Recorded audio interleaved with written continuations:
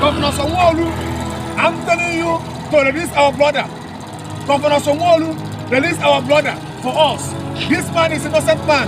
This man is not a problem of Lagos. Release this man. What kind of a wickedness is this? Since presidential election till today, you still hold this man inside. Because of the authority you think that you are controlling. Release this man, Governor Sanwo-Olu. Release our brother for us. I believe that all of you know this man.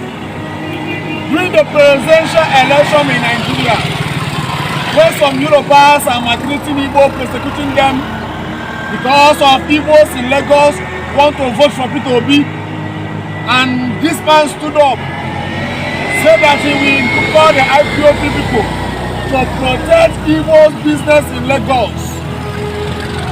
By making that statement, Lagos State Governor allowed this man since then till today. As I'm talking to you, they never released this man. Since then till today, Lagos State Governor never released this innocent man till today, as I'm talking to you.